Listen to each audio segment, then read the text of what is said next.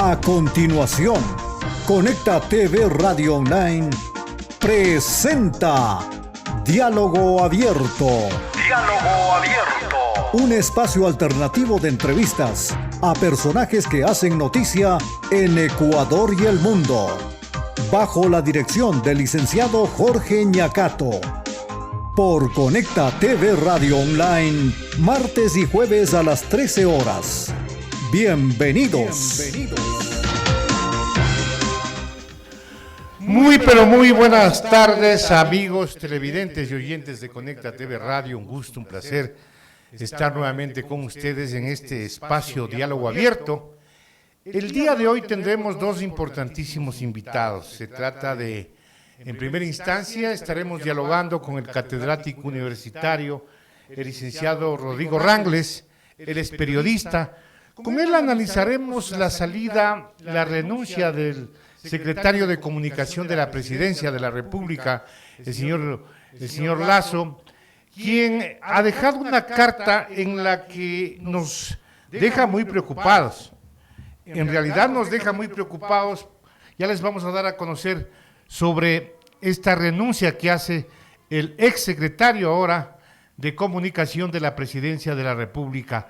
En segunda instancia, amigos televidentes y oyentes de Conecta TV Radio, estaremos dialogando con el señor Henry Izurieta. Él es experto en temas de seguridad social y con él vamos a analizar la solicitud que el día de ayer realizaron los empresarios y trabajadores para que aquellas personas que son designadas por el Ejecutivo a que sean representantes en el Instituto Ecuatoriano de Seguridad Social ya han estado mucho tiempo, algunos ya pasan de los 10 años y no han querido salir. Entonces, los empresarios y trabajadores hicieron un consenso y ahora me doy cuenta que si hay cómo dialogar, sí pueden dialogar entre trabajadores y empresarios y llegar a acuerdos, y están pidiendo la salida de ese personal que ha estado largamente ubicado en el Instituto Ecuatoriano de Seguridad Social. De estos dos temas analizaremos, amigos oyentes, pero ya está con nosotros en la vía telefónica, vía Zoom, mejor dicho, el licenciado Rodrigo Rangles. Licenciado, bienvenido, gracias por estar con nosotros. Licenciado, muy preocupados porque el señor presidente Lasso no da pie con bola. Ya no es la primera vez que le renuncia un secretario de Comunicación. Pero lo que dice el señor Lasso, ex secretario de Comunicación, en una carta es muy preocupante. Yo diría preocupa mucho a los ecuatorianos. En la carta de renuncia del 11 de octubre, él dice que hay que respetar a las personas que pensamos de distinta manera. Si no hacemos eso, señor presidente, no hay democracia, dice el señor Lasso, y por eso se va. Dice que luego dará una rueda de prensa para explicar bien lo que realmente sucedió. Licenciado Rangles, bienvenido. Usted trabajó en la Presidencia de la República y yo lo recuerdo muy bien. En ese tiempo yo trabajaba con Gonzalo Rosero en Radio Democracia y usted trabajaba en la Secretaría de Prensa de la Presidencia de la República. ¿Cómo son esas acciones que se toman en la Presidencia? Alguien dice, si no hay que comunicar, ¿qué van a comunicar? Si no hay trabajo, ¿qué se va a comunicar?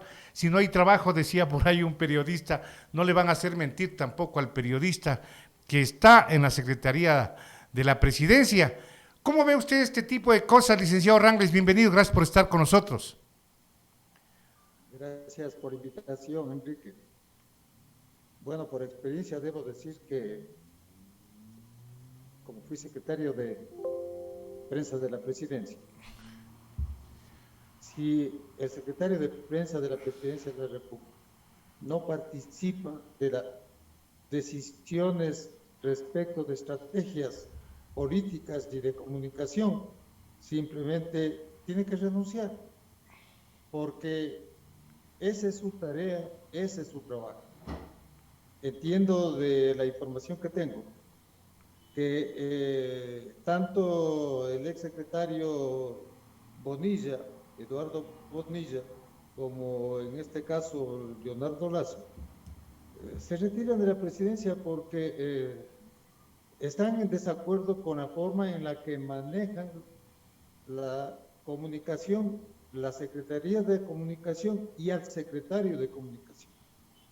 Me parece que ese es el problema. Acuérdense que Bonilla renunció cuando hubo el conflicto de la CONAIE, porque el presidente Lasso nombró una comisión para negociar y ser vocería del conflicto, sacándole de las decisiones al secretario de Comunicación. Obviamente eso llevó a la renuncia. Veo que una cosa parecida está sucediendo ahora de lo que he leído, en el sentido de que existe ahí una dirección que hace los discursos del presidente en la que no participa Lazo, me refiero al secretario de Comunicación. Ajá. ¿Cómo puede ser posible que en unas piezas de comunicación que son importantes y fundamentales, que tienen relación con el presidente de la República, no pueda participar y tomar decisiones el secretario de Comunicación? Evidentemente esa es una situación, a mi modo de ver, anómala, que a cualquier persona con un poco de dignidad le sirve exactamente a esto, a la renuncia, a la renuncia. Eso por un lado.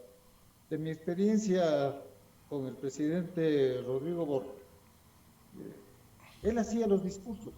Lo que nosotros hacíamos era contribuir con algunos datos, con información, con cosas para que el discurso sea más preciso, nada más. Pero quien elaboraba los discursos, quien hacía los discursos, era el presidente Borja. Estamos frente a dos personajes diametralmente distintos, un estadista verdadero, Claro. una persona que no tiene la más mínima idea de lo que tiene que hacerse tiene que hacer en el país. Entonces, frente a eso, evidentemente no sé cuál sea el nuevo secretario de Comunicación, pero si van en la misma tónica, van a tener exactamente el mismo resultado. Licenciado Rangles, ¿qué le hace pensar a usted lo que dice el señor Leonardo Lasso? Si no somos capaces de respetar al que piensa distinto, de construir acuerdos, la democracia no tiene razón de ser, dice el señor Lasso. ¿Qué le parece a usted? Bueno, si eso dice lo que hace Lasso, entonces podemos entender perfectamente bien cuál es el espíritu sobre el cual administra el país el presidente Lasso. Y evidentemente en ese sentido va a tener conflictos, no solamente dentro, y ya tiene todos los conflictos fuera. Así es, tenemos problemas con el Internet. No respeta el pensamiento de los demás. Entonces es simplemente lo que es, un autoritario, porque eso es lo que es Lasso, es una persona totalmente autoritaria. Toda su vida estaba dedicado a mandar y simplemente eso sigue haciéndolo, no respeta el pensamiento de los demás. Eso es lo que me está diciendo en síntesis Leonardo Lasso, no respete el pensamiento de los demás. Y quien no respete el pensamiento de los demás simplemente es un autoritario. Es una persona que tiene la tendencia a hacer lo que siempre ha hecho en su vida, que es mandar poner al país en la situación en la que está, que todo el mundo lo conocido sabe, que es filo fascista. Entonces, siendo así, ¿cómo no va a él actuar de esa manera, incluso con su propio personal? Yo entiendo que no solamente Lasso renuncia por eso, entiendo que muchos están aguantándose ahí adentro porque están haciendo buenos negocios, que es otra cosa totalmente distinta. ahora. También estoy tratando... Continúe, le escucho, licenciado, le escucho. Bueno, en cuanto al otro criterio respecto de que como no hay obras, no hay comunicación, yo creo que ahí hay una equivocación. Efectivamente, no hay obras. Todo el mundo sabe que el presidente es realmente un inútil, pero tiene una estrategia de comunicación él, que es la mentira. O sea, lo que él hace es mentir respecto de lo que sucede en el país y de lo que él hace. Es una mentira tras otra. Él prometió en la campaña muchas cosas. Pregunta, ¿cuál de estas cosas se ha cumplido? Ninguna.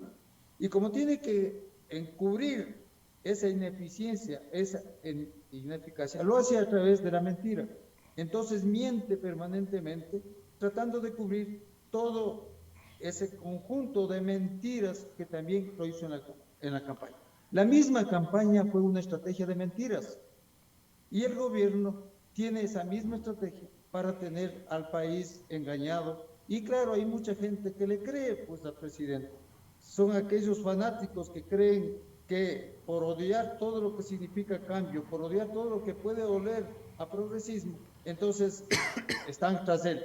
Pero si uno mira las encuestas, podrá darse cuenta que cada vez hay menos gente que cree en él. Estamos hablando de que él tiene una credibilidad, en el mejor de los casos, de un 15%. Esos son los fanáticos. Estos son los odiadores permanentes al progresismo. Esos son.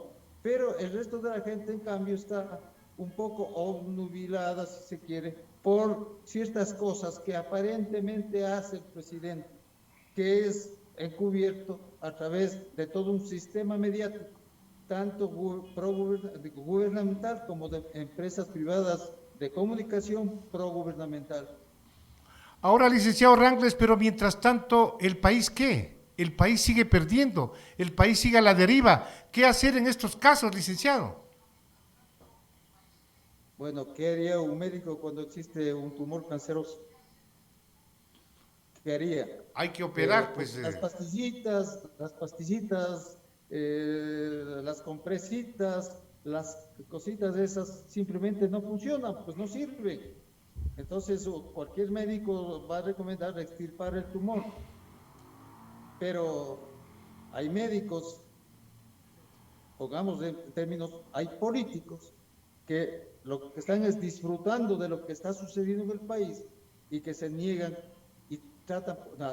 se niegan a extirpar ese tumor y tratan por todos los medios de que ese tumor se mantenga porque les interesa, porque saben que están lucrando de eso y saben que están enriqueciéndose de ese mal del que vive el Ecuador. El problema es, licenciado, es que vamos a la deriva, no sabemos lo que está pasando realmente en el país, mientras estas mesas de diálogo que se están culminando ya en esta semana, licenciado, no se ha llegado a ningún acuerdo. El gobierno dice que hay 150 acuerdos a los que han llegado los sectores los sectores sociales, dicen que difícil es conversar, difícil es acordar con el gobierno. Ahí está lo que usted dice, una sarta de mentiras de parte del gobierno en el que no se sabe si se le cree o no se le cree, cómo se puede participar o cómo se puede seguir confiando en esto, licenciado. Bueno, lo que está pasando en el país está claramente definido por una política de corte neoliberal. Unos pocos se están beneficiando de este gobierno y está destruyendo la economía popular, la economía de la población. Es decir, mucha más hambre, menos atención de servicios públicos, destrucción de lo que ya se había construido durante la década ganada, una pobreza absoluta, y eso es lo que estamos viviendo. Entonces, es la aplicación a rajatabla de las recetas del Fondo Monetario Internacional. Eso es lo que está haciendo el presidente de la República. Entonces, yo suelo decir, muchos le dicen que es un tonto el presidente. No, yo no creo que es un tonto el presidente. El presidente es vivísimo, se hace pasar por tonto, pero está tomando las decisiones siempre en función de beneficiar a la plutocracia ecuatoriana y a las transnacionales que operan en el mundo entero y por supuesto en el Ecuador. Entonces lo que estamos es perdiendo el país se está destrozando, el país está yendo a la deriva, pero está yendo a la deriva porque lo están llevando así quienes están manejando la administración pública. Eso es lo que debemos entender. O sea, no se trata solamente de que el presidente es un inútil, que no sabe, que no puede. No, él puede y lo está haciendo. Y obviamente sus asesores, ad honorem, y los otros asesores, y algunos ministros lo que están haciendo son buenos negocios. Y claro, hay problemas gravísimos como la inseguridad, como el narcotráfico, que están campantes en el país. Acabo de escuchar a Anderson Borzán, de que no soy tan amigo, ni mucho menos, ¿no es cierto?, decirle que María Paula Romo y varios de los ministros han ido a cenar en la penitenciaría con los dirigentes de narcotráfico, con los delincuentes de narcotráfico. Eso acaba de denunciar él. Y claro, lo ha dicho varias veces ya, que este gobierno lo que está es propiciando, facilitando las operaciones de narcotráfico en el Ecuador. Eso lo ha dicho Buscán. Y Buscán no es pues un amigo, digamos un enemigo del gobierno, ¿no es cierto? Él fue uno de los que propició, ayudó e impulsó en la campaña para que Lazo sea presidente, y en los primeros meses ha hecho lo posible por sostenerlo. Pero les está diciendo esas cosas. Y claro, si uno une a ese criterio, a esa información, lo que ha dicho la Embajada Americana respecto de que hay generales de la policía y el ejército que están metidos en el narcotráfico, entonces, ¿de qué estamos hablando? Estamos hablando de un país que se destroza por todos lados, desde el punto de vista económico. La corrupción es campante, la corrupción en la asamblea, la corrupción en la justicia, la corrupción. No hay parte del país que no esté metido en un proceso de corrupción, y eso desgraciadamente nos está destruyendo. Por favor, eso es lo que debemos entender los ecuatorianos, y en algún momento decirle basta, basta, esto no puede seguir así, porque ya incluso hay muchos de los que les llevaron al gobierno, le facilitaron el acceso al poder, que están arrepentidos también, pero no saben cómo deshacerse de los compromisos que hicieron, porque también están haciendo buenos negocios. Entonces, ese es el problema. Ahora, licenciado Rangles, ¿cuál debe ser el papel de los medios de comunicación patrióticos? Porque algo hay que hacer, licenciado, no podemos seguir en estas. Van a destruir el país, licenciado Rangles. Bueno, ya lo están destruyendo. ¿Cuál es el papel de los medios de comunicación? Decir la verdad, decir lo que está aconteciendo, tener la valentía para hacerlo. Y muchos lo están haciendo, pero no es suficiente. Aquí tiene que haber acción política, tiene que haber gestión política respecto de quienes están en el lado opuesto del gobierno. No puede ser que la división de los sectores, llamémoslos progresistas, esté permitiendo que esto suceda. Y claro, por un lado, por ejemplo, Pachacuti es todo una entelequia ahora política, no sabemos qué es lo que exactamente quieren hacer. Sabemos que hay un grupo que está al lado del gobierno a rajatabla, hay otro grupo que está en contra del gobierno, pero por favor, la CONAIE tiene que poner ya orden en esto, si es el brazo político de la CONAIE. Alguien tiene que poner un pare a esto, porque hay unos tantos corruptos ahí que estuvieron en la presidencia de la Asamblea, que siguen en la Asamblea, que tratan por todos los medios de proteger al presidente de la República. Evidentemente hay otro grupo de asambleístas que están respaldando a ese grupo de corruptos. Hay otro que está en contra, pero yo no veo realmente una estrategia política de oposición que pueda llevarnos a resolver estos problemas. En este campo, licenciado Rangles, ¿quién debe jugar un papel importante? No sé si las Fuerzas Armadas, alguien debe tomar la batuta, licenciado Rangles, porque no podemos seguir así, las cosas no están bien. Resulta que el tema del carcelario es terrible, el tema del narcotráfico en el país es terrible, hay fábricas de billetes que falsifican montones de dinero, de dólares en el país, que día a día nosotros nos encontramos con esas noticias. Entonces, licenciado, las cosas como es que se están saliendo de las manos, ¿a dónde puede llegar el país con todo esto, licenciado? Bueno, las Fuerzas Armadas tienen que jugar su papel, que es proteger la democracia que supuestamente vivimos, pero esa es la democracia que tenemos. Ese es su papel. No de intervenir los que tenemos que actuar, la gente que tiene que actuar. Como periodistas estamos nosotros dando nuestro criterio, nuestra opinión, estamos escribiendo sobre los problemas que vive el país, estamos tratando de que la gente tenga conciencia de lo que está viviéndose. Ese es nuestro papel. Pero el papel de los políticos es hacer todo lo que se debe hacer para poner en orden al país.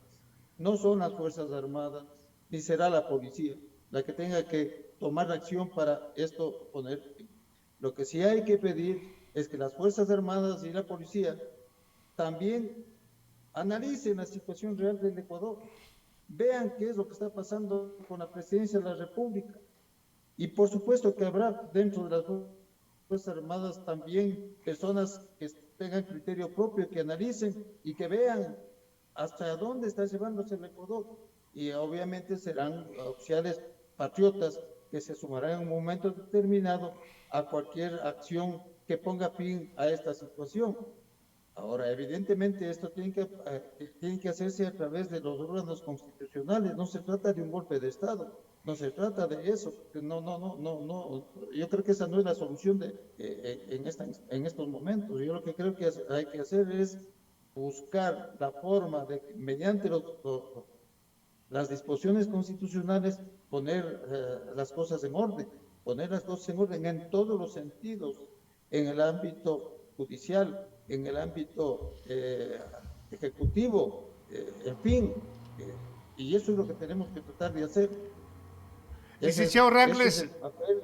Hay personajes que dicen que hay que aprovechar esta consulta que está impulsando el propio gobierno y poner ahí si es que los ecuatorianos queremos o no que el señor presidente siga gobernando. Esa es una de las salidas que tienen los ecuatorianos, licenciado Rangles. Son ideas que la gente de bien quiere que se ponga, pero sabemos que eso no va a pasar nunca, porque ¿quién va a poner las preguntas del presidente de la República? ¿Y quién va a aprobar esto? Será seguramente la Corte Constitucional, y por supuesto darán o no paso en el Consejo Nacional Electoral. Todo eso está confabulado, ser lo que el gobierno quiere. Entonces, por ahí no va la cuestión. Hay otros mecanismos. ¿Y la recolección de firmas, licenciado? Lo están torpedeando. Sí, bueno, yo pienso que la recolección de firmas puede dar resultado en un momento determinado, pero el proceso lo van a demorar de tal manera, o lo van a torpedear de tal manera que el proceso terminará unos 2 o 3 meses antes que termine su gobierno el plazo, y no servirá para nada. Estamos sin salida, al parecer, licenciado. Una asamblea que no hace nada, un gobierno que tampoco, medios de comunicación o los grandes medios de comunicación que dicen que una asamblea es mala y que el presidente, bueno, no le dejan gobernar porque todo le tapan al presidente, todos los intentos de dar empleo a los ecuatorianos, todas aquellas situaciones en que van a movilizar la economía del país que quiere el presidente de la República. Es imposible con una asamblea mala que no le aprueba en absolutamente nada al presidente. ¿Eso es verdad o es mentira, licenciado? Porque eso, al parecer, es la lectura que tienen los ecuatorianos cuando miran la televisión abierta. Bueno, si nos ponemos a analizar la asamblea, estamos frente a otra situación totalmente diferente. En la asamblea, como dije hace un momento, hay grupos que apoyan a rajatabla al presidente. Y ustedes saben que hay decisiones que se deben tomar con la mayoría absoluta o con la mayoría relativa, ¿cierto? Entonces, un número determinado de asambleístas no puede tomar la decisión, por ejemplo, de destituir al presidente, porque simplemente no hay los votos necesarios. Acuérdense que faltaron 5 votos para tomar una decisión que era muy importante respecto del presidente de la República. Ajá. Eran los 5 votos de Pachacuti que fueron comprados, simplemente que fueron comprados. El propio presidente los dijo que eran unos corruptos. Acuérdense que les demandó a esos 5. Así fue, así. Después les perdonó. Para tener a su favor esos 5 votos que les sirvieron también para salvarles nuevamente. Entonces, esa es la realidad. O sea, hay un grupo de oposición que no tiene el número suficiente de asambleístas o de diputados para poder lograr tomar decisiones en ese sentido. De manera que esa es una realidad con la que nos afrontamos en la asamblea, ¿no es cierto? Triste. Y un poco eso Sí, algo me iba a decir. Sí, triste el panorama que nos pinta, licenciado Rangles, y que tenemos los ecuatorianos. Para finalizar, licenciado, ¿qué podemos hacer? ¿Cuál es el papel que debemos jugar los ecuatorianos que queremos un país mejor, licenciado? Es una cosa realmente... ¿cuál es el papel? Si somos patriotas, mirar por la patria, mirar por la gente pobre, por la gente que se está muriendo del hambre. Eso es lo que tenemos que hacer los ecuatorianos, simplemente hacer que la democracia funcione.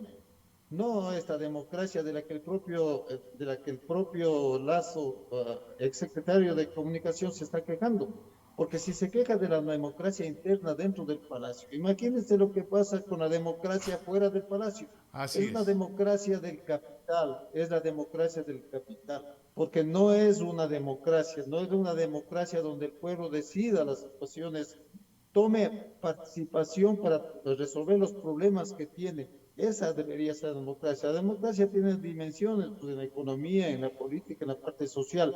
¿Cuál de esas en cuál de esos tres ámbitos se ha resuelto el problema democrático? La economía, unos pocos llevándose todo el dinero, mientras la mayoría muriéndose de hambre. Entonces ahí no hay democracia económica. Una democracia política que ya estamos analizando la Asamblea, lo que hace el presidente, lo que hace la justicia, qué democracia. Y la democracia social igual, los problemas de salud, los problemas de educación, todos los problemas que tienen que ver con la sociedad están cada vez colapsados, cada vez torpedeados para destruirlos, no para arreglarlos. Entonces, ninguna de las tres dimensiones de la democracia funcionan. Esto es un remedio de democracia, pero es lo que tenemos ahora. Y en función de eso y en función de las reglas que se han trazado, tenemos que volver a recuperar el país para los pobres, para la gente que necesita, no para los ricos, la plutocracia que nos está ahora gobernando. Quiero agradecer al licenciado Rodrigo Rangles por haber participado en este diálogo aquí en precisamente Diálogo Abierto. Gracias, licenciado, muy gentil por haber estado con nosotros. Vamos a irnos a una pausa, amigos televidentes y oyentes de Conecta TV Radio, y enseguida retornamos con más.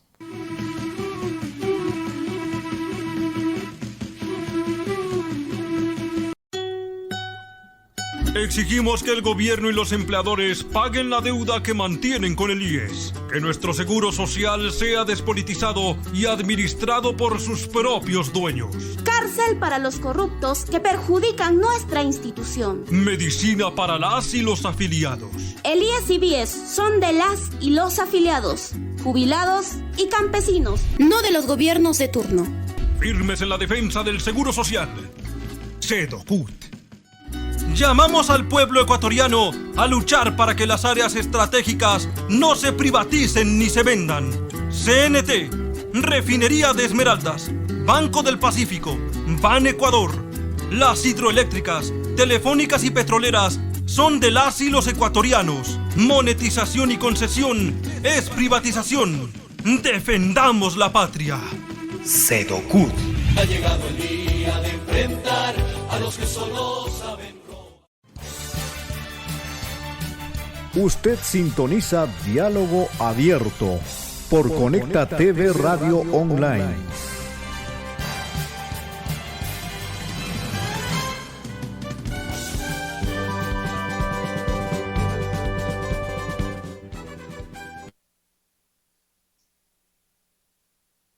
Cordial bienvenida al señor Henry Zurieta, es experto en temas de seguridad social.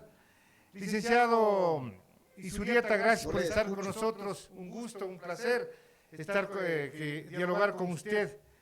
Licenciado, un tema muy importante, algo que el día de ayer como que nos llamó a la reflexión y dijimos, sí ha habido pues cómo conversar entre empresarios y trabajadores.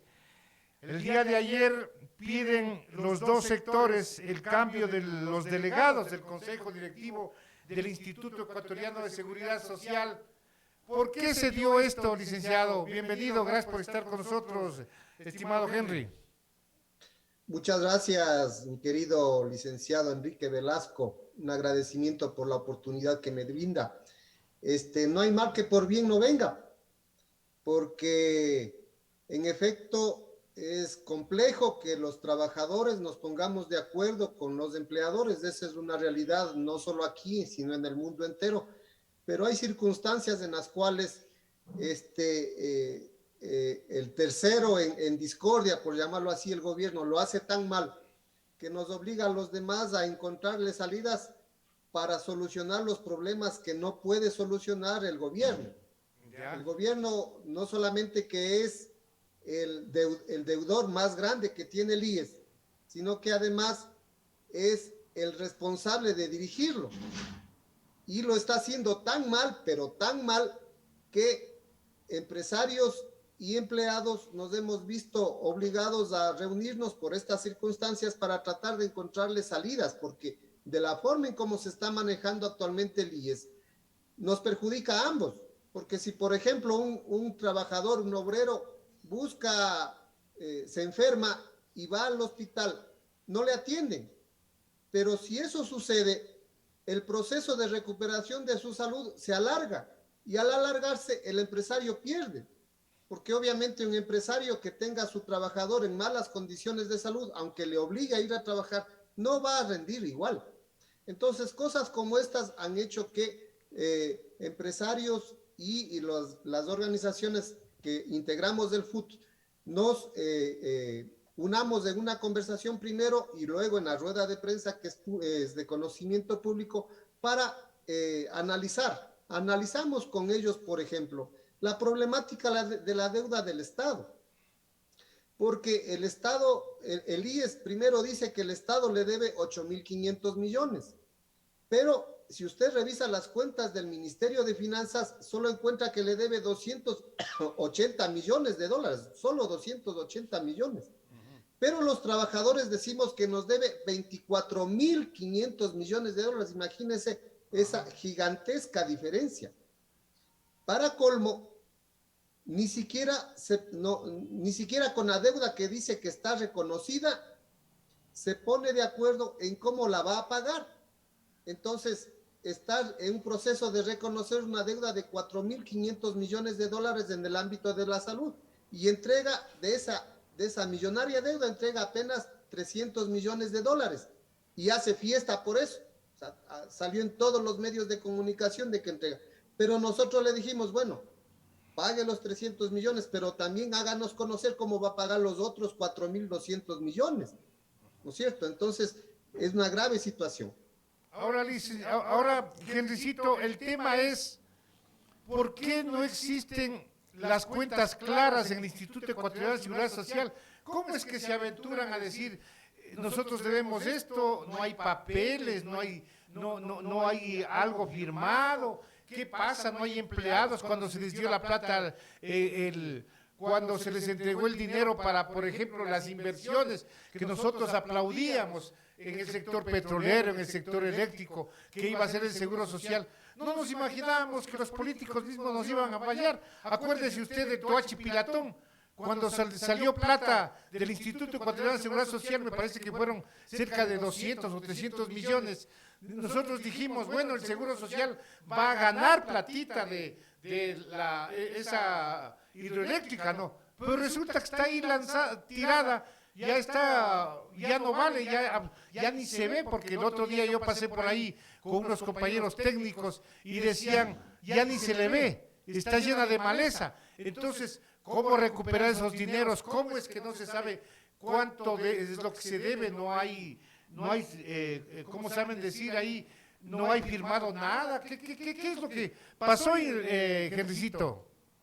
En el caso de la salud, el problema radica en que desde el año 2001, imagínense, desde el año 2001, el IES ha registrado una serie de atenciones que debe cobrar al Estado ecuatoriano, pero tienen que sufrir una especie de auditoría para confirmar si esos valores corresponden o no. Eso dice la ley, que los valores que el Estado ecuatoriano tiene que pagar, los tiene que pagar previa auditoría. Pero pasan los años y pasan los años y pasan los años y resulta que eso se va quedando en el olvido. En el caso de la deuda, por ejemplo, por el aporte del 40%, es lo que le estoy mencionando ahorita. Normalmente se llega a acuerdos de pago, se paga una ínfima cantidad, el 10, el 5% del monto total que se debe, y el resto se queda en el olvido. O sea, nos hacen solo contentar, como diría Henricito. Exactamente, es para la prensa, es golpe de efecto para decir que están cumpliendo, nada más. Así es. Nada así más. Y dejan ahí pasar el tiempo y pasar el tiempo y pasar el tiempo. Imagínense un dato que probablemente su audiencia no lo conoce, es que me parece que hace 2 gerentes del BIES nos comentaba en una reunión que tuvimos con los trabajadores, nos comentaba que los documentos de los bonos, o sea, que sustentan la deuda del Estado con el BIES por $1.000 millones, no sabían dónde estaba. Así es como maneja. Yo no entiendo cómo es que el BIES tiene cantidad de empleados para no hacer nada. Entonces resulta que una cantidad tan grande de dinero no sabían dónde estaba, dónde reposaban los documentos de sustento. El gerente nos decía que puso la casa boca abajo, les obligó y finalmente apareció. Pero yo ejemplifico esto porque de esa forma alegre es como están y cómo han manejado a través de la vida del IES, porque no es ahora. En esa parte tiene razón el gobierno del presidente Lazo. No es que con él se ha inaugurado desde los problemas. Claro. No. Ha sido toda la vida. Pero lo que pasa es que lo que le reclamamos a él es que no lo soluciona, porque para eso se le eligió. Claro. Nadie elige un presidente para que genere más problemas. El pueblo ecuatoriano le puso ahí a él para que solucione los problemas. Y no lo está haciendo. La emisión del decreto 571 que convoca a la elección de los nuevos representantes, creo que es algo positivo, vale la pena valorar, reconocer, pero apenas, como ya se lo dijo en la rueda de prensa, apenas es un elemento importante, sí, pero solamente es un elemento para entrar en el proceso de solución. Como dirían, de lobo un pelo, Henry. Exactamente, de lobo un pelo. Y por eso estamos, en este caso el FUD, estamos en el proceso de buscar los consensos entre las organizaciones de trabajadores para elegir al representante más adecuado que vaya a defender los intereses de la institución y al hacerlo defender los intereses de afiliados, jubilados, campesinos. Eso es importantísimo. Ahora, Henricito, yo pienso que incluso usted en las cifras se quedó corto. Yo le hice una entrevista a doña Sonia Palán hace un año, me parece, y ella me pintó otra cifra. No los 24 mil millones que usted dice. Ella me pintó cerca de 30 mil millones de dólares. Es la deuda que tiene con el Estado, con el Instituto Ecuatoriano de Seguridad Social. Pero ahora, Henry, ¿qué hacemos?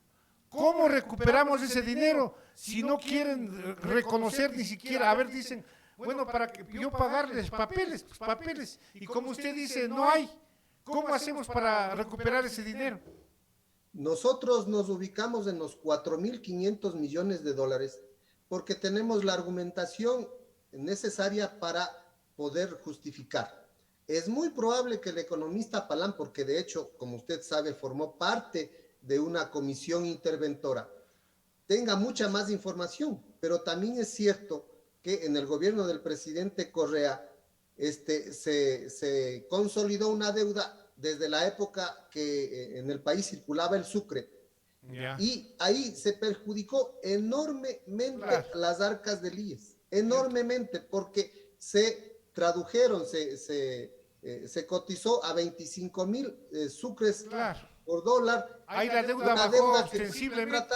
Cuando el dólar valía 2.000, 3.000, 4.000, 5.000 dólares, 5.000 sucres por dólar. Y luego la pagaron a 25.000 sucres por dólar. Entonces perjudicaron enormemente al IES. Y entonces esa información la tuvo la economista Palán y creo que debió haber salido a la palestra a exigir que se pague como debió ser, cotizando el dólar a 6.000 en el momento en que fue contratada la deuda. Así fue. Y entonces la deuda hubiera sido mucho más alta. En esa época, el presidente Correa, año 2007, pagó 880 millones de dólares cash. Cash. ¿Pero por qué? Porque se desentendía de una deuda que era gigantesca, que estaba atrás, que era la deuda que le estoy mencionando en Sucre. Bueno, pero por lo menos él pagó. Ahora por lo lo menos quieren él pagar. pagó, pero lo que pasa es que después hizo 30 y pico más de convenios, o sea, pagó uno en efectivo y pidió al triple. pero después hizo 30 y pico más de convenios, de los cuales solamente dio el abonito y se olvidó. Claro. Entonces, esos convenios nosotros sostenemos que aproximadamente suman unos 7,000 millones de dólares. Vaya sumando. Luego, súmele a eso los 8,500 millones de dólares que el propio IES dice que el Estado ecuatoriano le debe. Entonces ya estamos en más o menos 15,500 millones de dólares, ¿no es cierto? Yeah. Y ahora sume lo que un estudio actuarial hecho por el IES dice. A diciembre del 2018, estoy hablando de hace casi 4 años, dice que el Estado ecuatoriano, cuando se promulgó la ley que eliminó el aporte del Estado del 40% a las pensiones jubilares, le perjudicó en alrededor de 9,000 millones de dólares. Entonces, nosotros decimos que es 24,500 millones de dólares porque podemos justificarlo. Claro. Ahora, nosotros le exigimos, y quisiera que esto quede bien claro, los trabajadores le exigimos al Consejo Directivo del IES que asuma la defensa de los intereses del IES y no la defensa de los intereses del gobierno. ¿Por qué? Porque la Corte Constitucional definió que esta disposición que elimina el 40% que puso en vigencia el señor Rafael Correa es inconstitucional. Pero lo que pasa es que eso lo hizo después de 3 años de estar en vigencia esa ley. Y en ese periodo el IES siguió pagando el 100% de las pensiones jubilares y se le perjudicó en la cantidad que le mencioné, alrededor de 9,000 millones de dólares. Entonces, lo que corresponde es que el IES entre a la pelea para exigirle al gobierno ecuatoriano que esos 9,000 millones de dólares los cancele. Es lo que corresponde, es lo que tiene que hacer la institución. Pero ¿qué es lo que pasa cuando la institución la dirige el representante del gobierno? Pasa lo que está pasando hasta ahora. Y además un representante deudor, pues también... Claro. O sea, no debe solamente los 8,500 millones de dólares que dice el IES, debe 24,500 millones. No les conviene que en los estados financieros del Ecuador aparezca que no es que le debe, me parece, alrededor de 40,000 millones de dólares deuda interna, sino aparezca 65,000 millones de dólares. Entonces, la posición financiera del Ecuador se vería golpeada, pero es que esa es la realidad. Le debe a los trabajadores, le debe al pueblo ecuatoriano, el Estado, 24,000 millones de dólares y tiene que establecer los mecanismos para cancelarle. ¿Por qué? Porque si no, mañana usted no va a tener, ni pasado mañana su hija, su familia, la posibilidad de cobrar las pensiones jubilares. Entonces ese es un problema que tenemos que resolver y ese es un problema que el Estado ecuatoriano tiene que enfrentar. Y eso, Henry, hay que comenzarle a decir a los jóvenes, a los que recién están aportando, que se les va a perjudicar en eso, o tal vez cuando ya lleguen a jubilarse ya no haya Instituto Ecuatoriano de Seguridad Social. Pero Henry, pedir el cambio de los delegados del Consejo Directivo del Instituto Ecuatoriano de Seguridad Social, ¿es suficiente o qué se debe hacer con ellos? Porque ellos también deben responder a varias cuestiones que todavía están en el tapete y no han respondido, estimado Henry. Personalmente le dije al señor Ortega lo siguiente, que en los últimos años... El señor Ortega es el banquero deudor que ahora es director del IES, ¿no? No, le dijimos eso, le dijimos los dirigentes de los trabajadores, le dijimos en su cara eso y él nos aclaró. El banquero es un primo de él. O sea, tienen el mismo apellido, pero son primos. e incluso nos dijo, nos comentó, y no creo que hago ninguna inferencia al decir de que él, el señor pero Alfredo Henry, Ortega, dice haberle demandado al primo por algún problema económico igualmente. Henry, pero ¿usted le creyó o no le creyó la verdad? Lo que importa de esto es que él encuentre la salida adecuada. Claro. Y tiene que ver con lo que le iba a comentar en este momento. Tenga la bondad. Le dije que en los últimos años el problema de las mafias, del tráfico de influencias, de los sobreprecios, de las gigantescas y millonarias pérdidas que está sufriendo el IES, especialmente en el seguro de salud, se ha profundizado y que, oh sorpresa, que en realidad no es sorpresa para nadie a estas alturas, el señor Rodríguez y el señor Clavijo también estuvieron dirigiendo el IES. Entonces cualquiera sospecha, por lo menos sospecha, de que algo tienen que ver, aunque ellos no hayan movido un dedo para coger un dólar. Pero resulta que no hicieron nada para impedir que los pillos se lo sigan llevando. Piensa mal y acertarás, dicen, pues, Henry. Así dicen.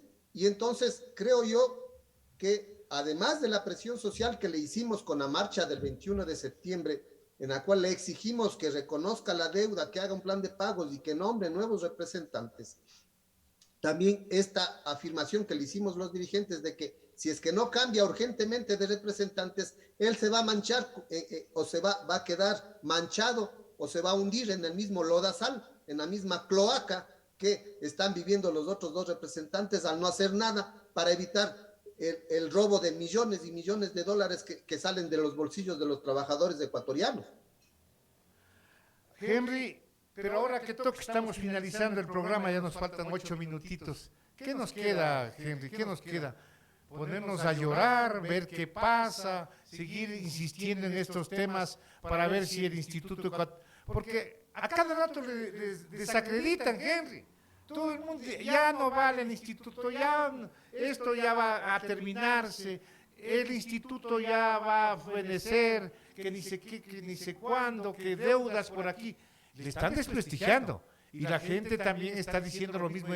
Es decir, lo quieren, como alguien salió por ahí diciendo, es que lo quieren vender baratito, dicen la gente. ¿Vamos a llegar a la privatización también en este sector, Henry? ¿O no debemos de ninguna manera permitir esto? A ver, hay algunos elementos en la pregunta que usted me hace. Tenga la bondad. El caso es de que en el ámbito de la salud no es que quieren privatizar, ya está privatizado. ¿Ya? Porque la Constitución en efecto dice que está prohibido privatizar. Y se entiende que privatizar es la entrega del patrimonio al sector privado. Pero el sector privado no es que quiere el patrimonio simplemente porque quiere sentirse dueño de un hospital. Claro. Él quiere ese patrimonio para sacar ventaja de ese hospital atendiendo pacientes y ganar dinero. Entonces, el objetivo final de la privatización es obtener ganancias. Claro. Entonces, dígame si es que el objetivo final está o no cumplido. ¿Por qué? Porque la Organización Internacional del Trabajo, en un estudio que hizo, encontró lo siguiente.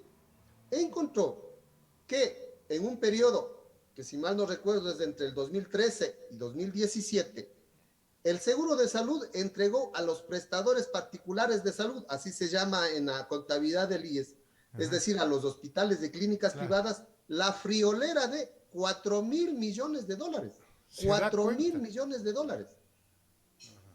O sea que le privatizaron disimuladamente. De pago en atención a los pacientes del IES. Pero lo que pasa es que el IES sí tiene sus propios hospitales, sí tiene sus propios dispensarios, pero cada vez van quedando vacíos porque normalmente les... claro, no entregan medicinas, no entregan nada y punto. Así es. Y obligadamente se van a los hospitales y en los hospitales sí ahí tienen todo, pues no, pero ellos les cobran al seguro social, pues no son giles. Es decir, lo que usted dice es real. Sí, pero el caso es de que la OIT... Justo cuando iba a decir las cosas que más les interesa al pueblo ecuatoriano. 4 años, estimado Enrique, hace realmente con documentos públicos, le dijo que ese mecanismo de...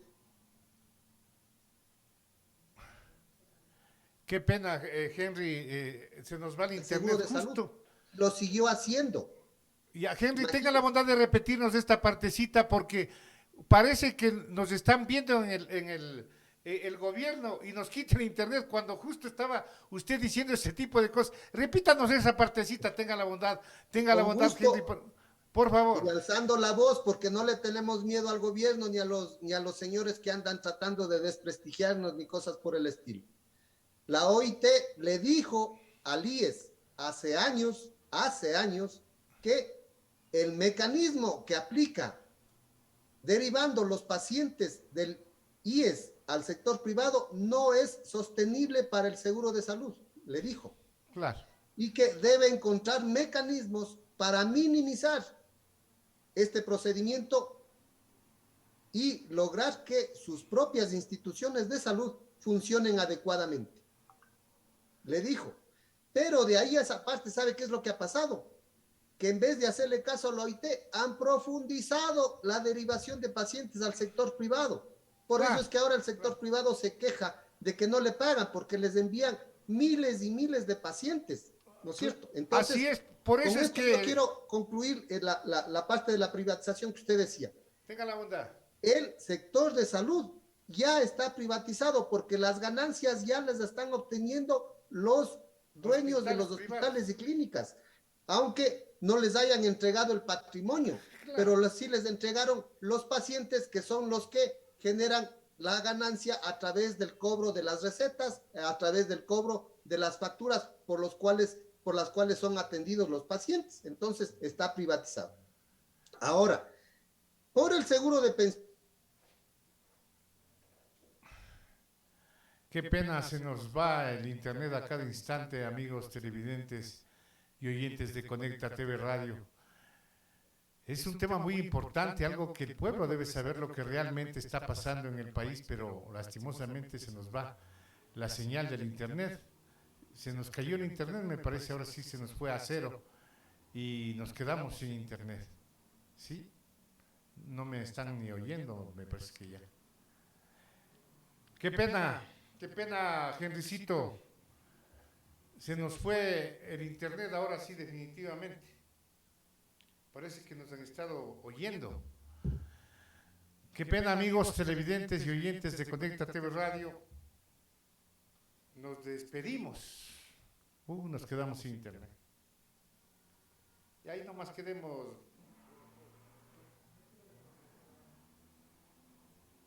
Ya voy a llamarle al pan. Ciérrele nomás, Betito. Ya no hay que hacer.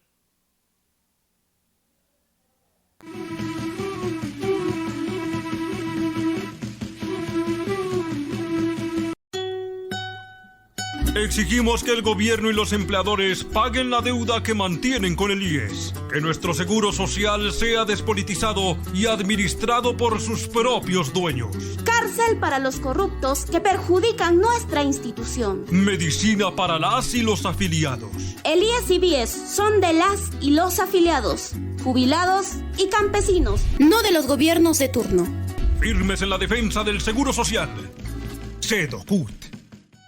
Llamamos al pueblo ecuatoriano a luchar para que las áreas estratégicas no se privaticen ni se vendan. CNT, Refinería de Esmeraldas, Banco del Pacífico, Ban Ecuador. Las hidroeléctricas, telefónicas y petroleras son de las y los ecuatorianos. Monetización y concesión es privatización. Defendamos la patria. SEDOCUT. Ha llegado el día de enfrentar a los que solo saben. Conecta TV Radio Online presentó Diálogo Abierto. Diálogo Abierto. Un espacio alternativo de entrevistas a personajes que hacen noticia en Ecuador y el mundo. Bajo la dirección del licenciado Jorge Ñacato. Por Conecta TV Radio Online, martes y jueves a las 13 horas.